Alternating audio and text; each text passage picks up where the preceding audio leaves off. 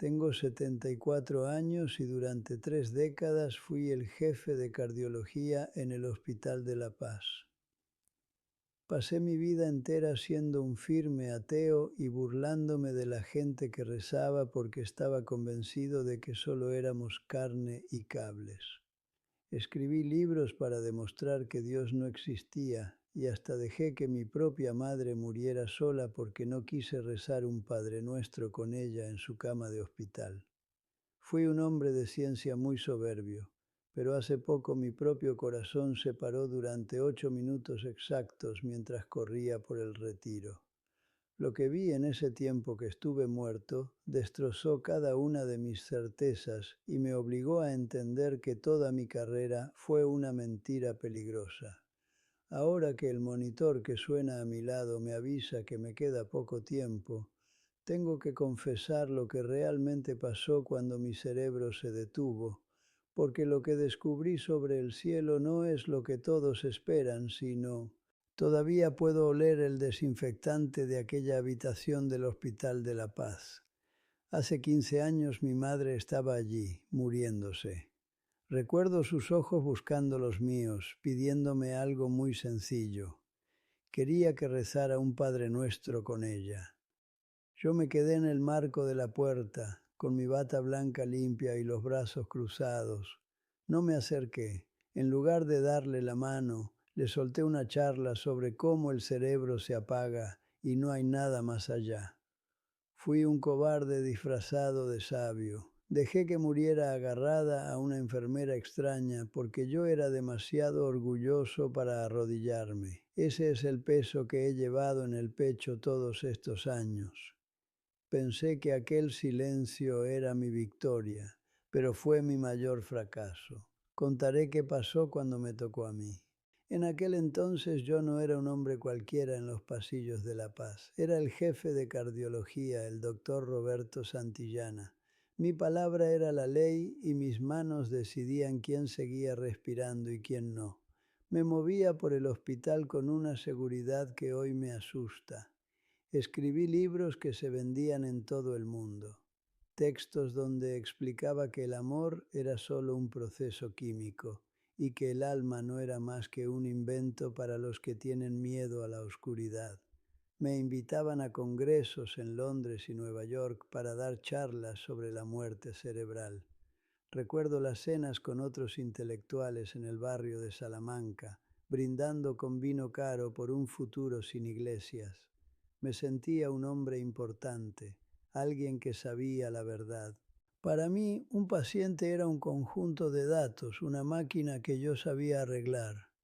Si alguien traía una estampa de un santo a quirófano, yo pedía que la quitaran de inmediato por higiene, pero en el fondo era por desprecio. Recuerdo que un día, revisando el cajón de una mesilla después de que un enfermo falleciera, encontré un libro viejo y abierto.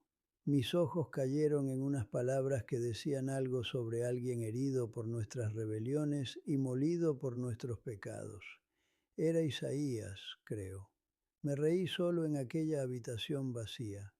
Pensé que era un texto masoquista, una forma absurda de darle sentido al dolor. Tiré el libro a la basura sin pensarlo 2 veces. Sin embargo, esa frase sobre ser molido se me quedó grabada como una molestia, como un ruido constante. Mi madre, doña Mercedes, venía de un pueblo de Castilla y nunca entendió mis libros.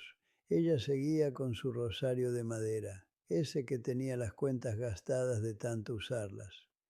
Cuando iba a verla, yo intentaba convencerla de que perdía el tiempo. Le decía que su Dios era solo un consuelo para gente que no quería estudiar. Yo me sentía honesto, sentía que le hacía un favor quitándole esas telarañas de la cabeza.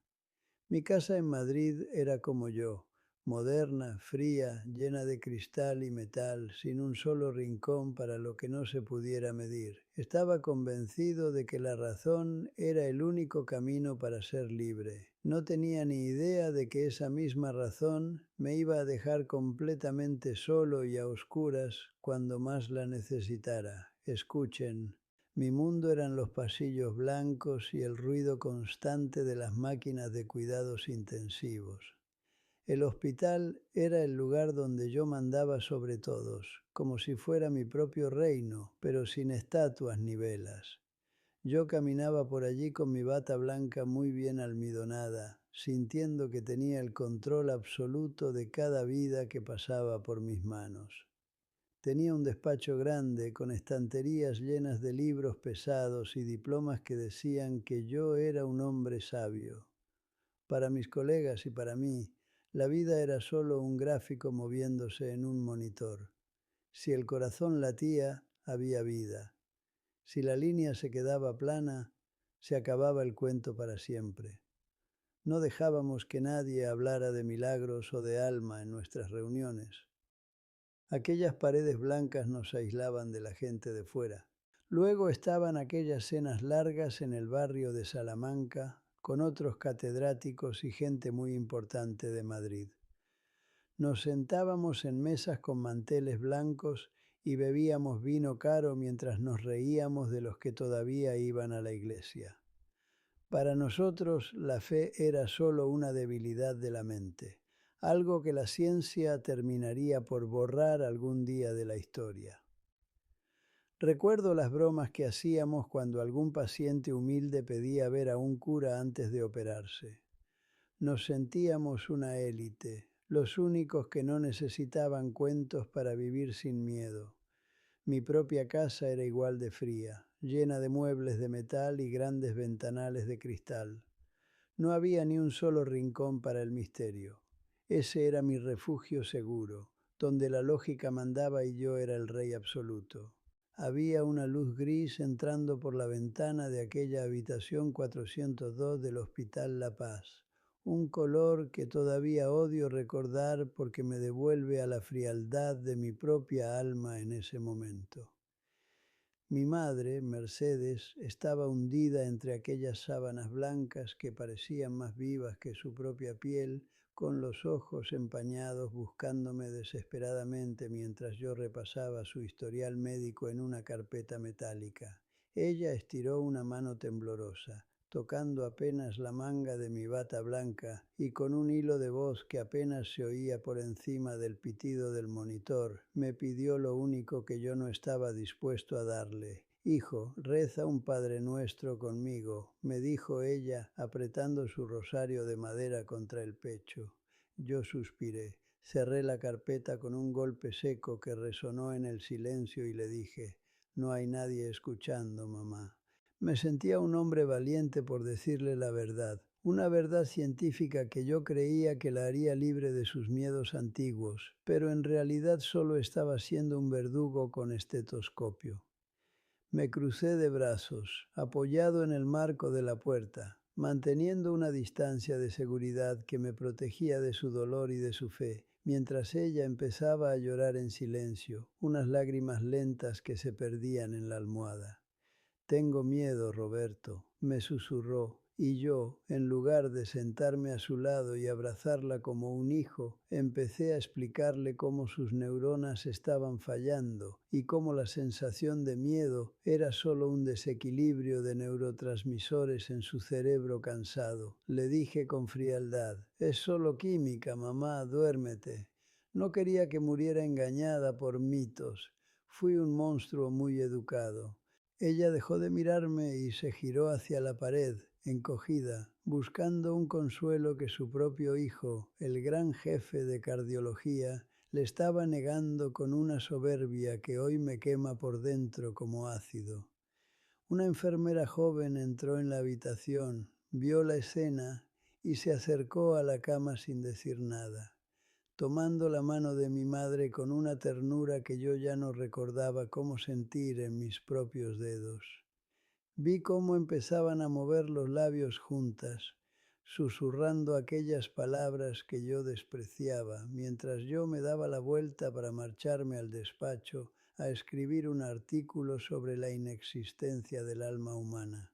Sentí un asco profundo por su debilidad y caminé por el pasillo sin mirar atrás.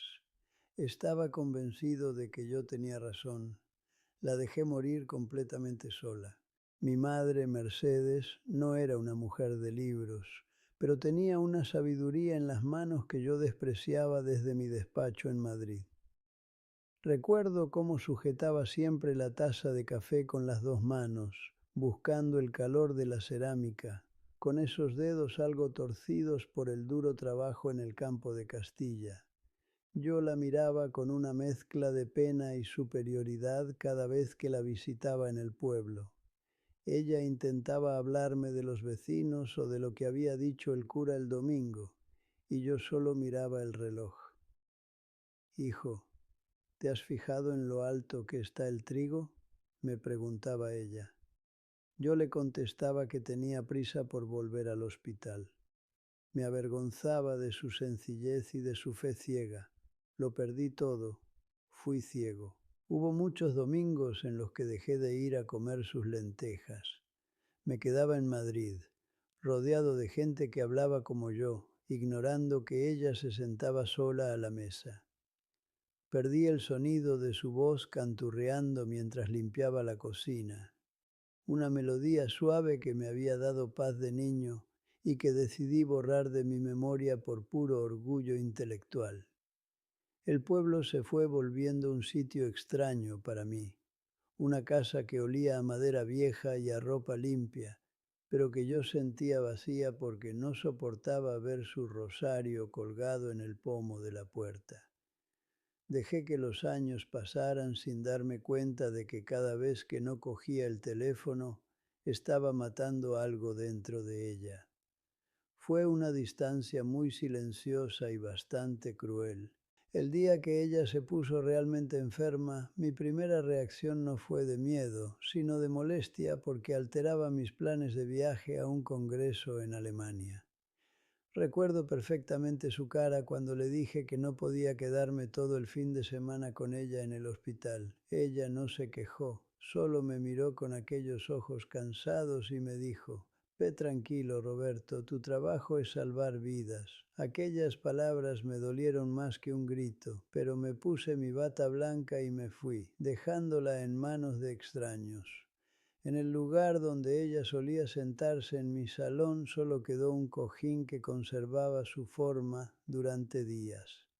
Me encargué de sacudirlo para borrar su rastro, como si así pudiera borrar el hecho de que ya la estaba perdiendo. Un domingo por la mañana, mientras corría por el Retiro, sentí un golpe seco en el pecho. No fue un dolor poético, fue como si un camión me pasara por encima. Caí sobre la gravilla y por primera vez no era el doctor Santillana dando órdenes, sino un viejo asustado mirando al cielo. Mi corazón se paró 8 minutos. En ese tiempo, todo mi saber, mis libros y mis premios se volvieron cenizas. No vi un túnel, vi una luz que no era de este mundo y sentí una presencia que me conocía entero. Aquella luz me mostró cada vez que desprecié a alguien, cada vez que mi soberbia fue un muro. Ya estoy aquí, pensé. Por primera vez en mi vida no tenía una respuesta científica. El gran jefe de cardiología estaba muerto y solo quedaba el hombre. Desperté en la misma unidad de cuidados intensivos donde yo había mandado durante décadas. Pero el lugar ya no era mi reino, era mi celda de cristal. Una enfermera joven, al ver que abría los ojos, me pasó un papel viejo que había caído de mi propia maleta. Era el pasaje de Isaías que yo había tirado a la basura hace años. Mas él herido fue por nuestras rebeliones, molido por nuestros pecados. Al leerlo, el nudo que tenía en la garganta se rompió. Perdóname, susurré, aunque no sabía a quién se lo decía todavía. La enfermera me apretó la mano y me dijo: «Tranquilo, doctor, ya pasó».